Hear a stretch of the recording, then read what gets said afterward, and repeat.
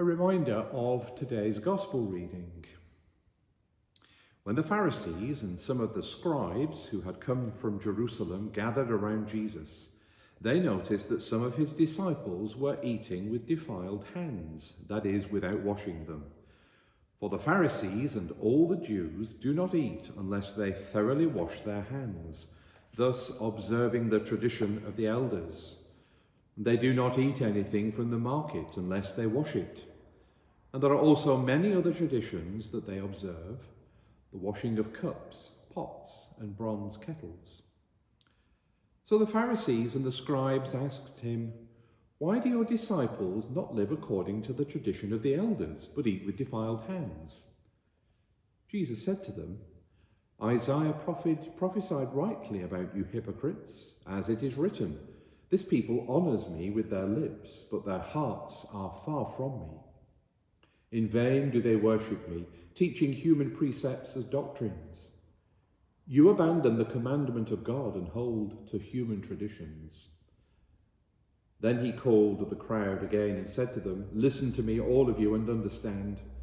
There is nothing outside a person that by going in can defile, but the things that come out are what defile. For it is from within, from the human heart, that evil intentions come: fornication, theft, murder, adultery, avarice, wickedness, deceit, licentiousness, envy, slander, pride, folly. All these evil things come from within, and they defile a person." My goodness, theft, murder, adultery, fornication, avarice, wickedness, deceit, licentiousness, envy, slander, pride, and folly. No, this is not 9 News that you've tuned into. You'll be forgiven for thinking that it was. This is a list of human traits listed by Jesus and recorded in Mark's Gospel. Today, our minds are filled with horrific and disturbing scenes coming out of Kabul in Afghanistan. Foreign nationals being evacuated, along with thousands of Afghan nationals who are now looking for new homes in a foreign land. Foreign migrants are nothing new. I'm a foreign migrant, now an Australian citizen. For decades, we've been witnessing the Afghan, Syrian, Libyan, Iraqi, and Iranian migrant crisis, and other places in our world too, that overwhelm our minds. Thousands upon thousands of migrants risking horrific boat crossings and other very dangerous passages to try to get to safe countries, with thousands having died in the process. Even amidst such intense human suffering, solutions aren't obvious. You, like me, have probably shaken your head at the recent scenes on the TV, wondering what on earth can be done. 6 years ago, I travelled back to the UK. Whilst there, I took a trip over to mainland Europe with my lifelong friend, Peter. We sailed from Dover to Calais in France. As we approached the port of Dover, we were delayed for about an hour as protesters took over the entrance to the port. They were protesting about the high numbers of migrants who were trapped in terrible, terrible conditions in the migrant camp that was on the other side of the Channel in France. When we eventually arrived in Calais, I was shocked when we started to make our way out from the port. I was shocked at the sight. Kilometres of tall wire fence on either side of the road, topped with razor wire. A huge migrant camp made up of tents and junk lay on the other side of these fences. People all trying to reach the safety of Britain, but stopped dead in their tracks. I've never witnessed anything quite like this in my life, and yeah, I was truly, truly shocked. The crisis on both sides of the English Channel was, and still is, very real. The ethical and practical dilemmas on how to solve such crises are unsettlingly complex. Even in my own head, I had thoughts that suggested that these walls should be taken down immediately for the benefit of those who were trapped behind them.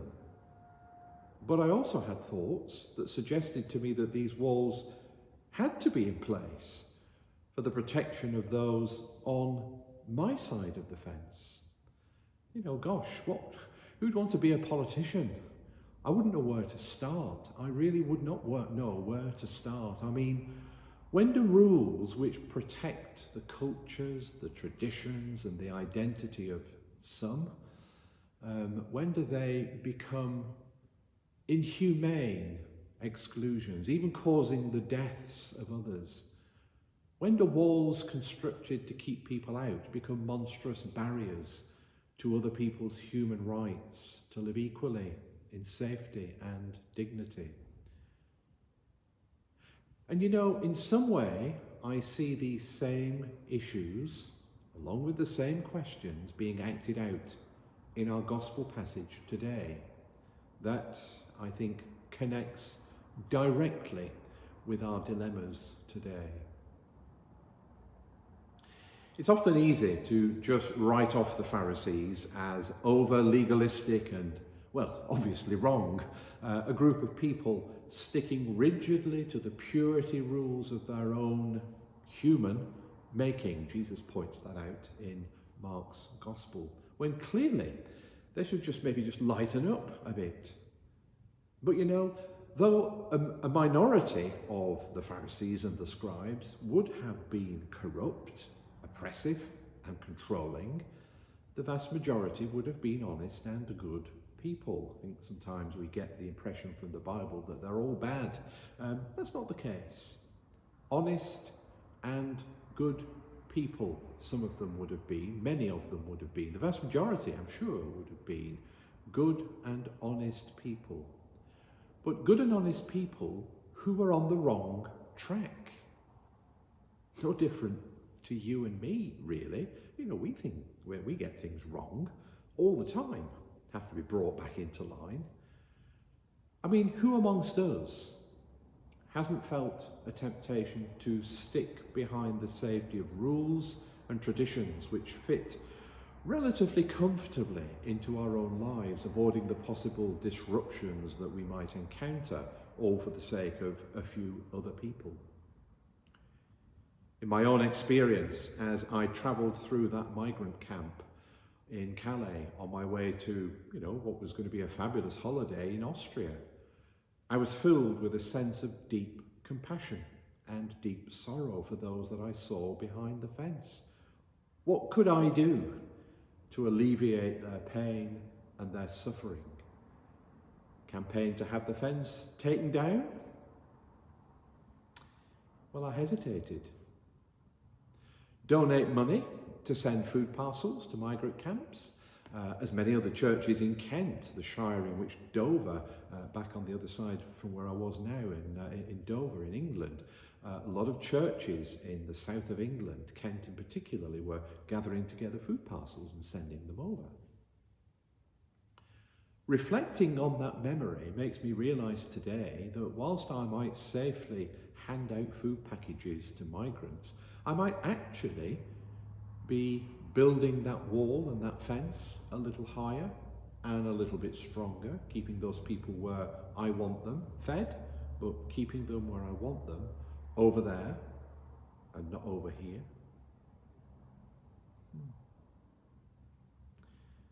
In today's gospel, Jesus is seen challenging the Pharisees over their focus on external rules that create barriers to living in the fullness of life. He's not dismissing the traditions and the rituals of his time.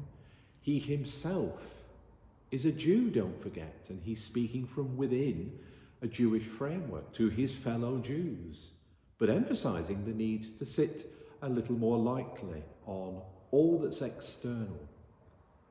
There's nothing outside a person that by going in can defile it, he says.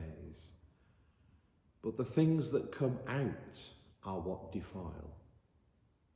What Jesus is saying here is that from within, it's from within where both good and bad external things emerge, asserting that it's inner cleanliness of the heart that really matters. Mark includes these debates on Jewish purity laws in the middle of Jesus' great feeding and healing miracles. It's clear in the gospel that we're at a moment of great change where Jesus' Jewish ministry is moving outwards to the Gentiles, foreigners, but without dismissing his Jewish roots. Remember the Jewish culture, in the Jewish culture, they regarded themselves as clean, whereas the Gentiles, the non-Jews, the foreigners, were regarded as unclean. Questions for the Christians of the first century, when Mark was writing his gospel, were: should they hold on to their Jewish purity traditions, religiously followed in order, as we heard in today's gospel account, to feel clean in the eyes of God? Or should they risk moving into perhaps more messy, unclean territory? Dare they? Could they possibly contemplate moving outside in mission with the Gentiles? Yes, even in Jesus' time, people were living in a rapidly changing society with more and more opportunities for intermingling of Jewish and Gentile culture. Well, of course, living the gospel and the mission of Jesus meant that there was an obvious need to reach out. But there was a fear that came with this, a fear of losing security, tradition, and identity. Is this all sounding familiar? And so Jesus speaks directly to us in our 21st century dilemmas of culture, identity, and mission.